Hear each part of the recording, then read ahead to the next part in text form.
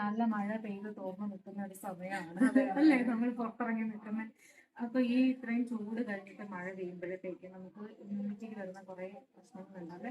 അത് മഴക്കാലത്ത് കുട്ടികൾക്ക് സ്കൂളിൽ പോകുന്ന കുട്ടികളായാലും പിന്നെ മുതിർന്നവർക്കായാലും ഒക്കെ എന്ത് തരം ഇമ്മ്യൂണിറ്റി ഡ്രിങ്ക് ആണ് ആയുർവേദത്തിന് സ്പെസിഫൈ ചെയ്തിരിക്കുന്നത്? ആദ്യം തന്നെ നമുക്ക് പറയാൻ പറ്റുന്നത് നമ്മുടെ ചുക്ക് കാപ്പിയുടെ ഉപയോഗമാണ്.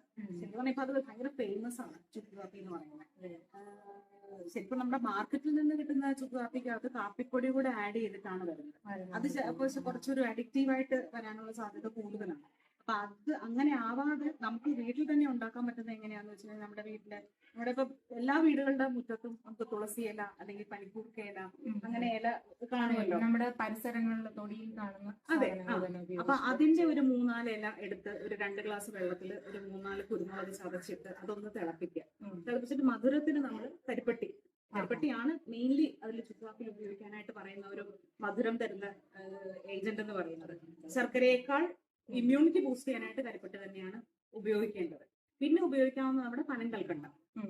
പിന്നെ മഴക്കാലത്ത് ആചാര്യന്മാർ പറഞ്ഞിരിക്കുന്നത് തേനിന്റെ ഉപയോഗം കൂട്ടാനായിട്ടാണ്.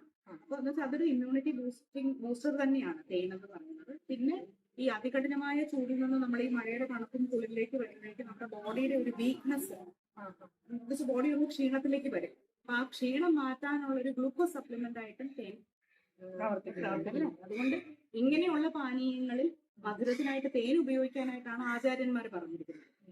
പിന്നെ ഈ തേൻ ഉപയോഗിക്കുമ്പോൾ അതിന്റെ ചൂടിന്റെ കണ്ടന്റ്, അതെ, അത് പ്രത്യേകിച്ച് പറയേണ്ട കാര്യമുണ്ട്. കാരണം തേൻ എന്ന് പറയുന്നത് ഒരിക്കലും വളരെ ഭയങ്കര ചൂടുള്ള വെള്ളത്തിലേക്ക് ഉപയോഗിക്കാതിരിക്കുക. കുടിക്കാവുന്ന ഒരു ഇളം ചൂട് വെള്ളത്തിൽ നമുക്ക് കലക്കി ഉപയോഗിക്കാവുന്നതാണ്.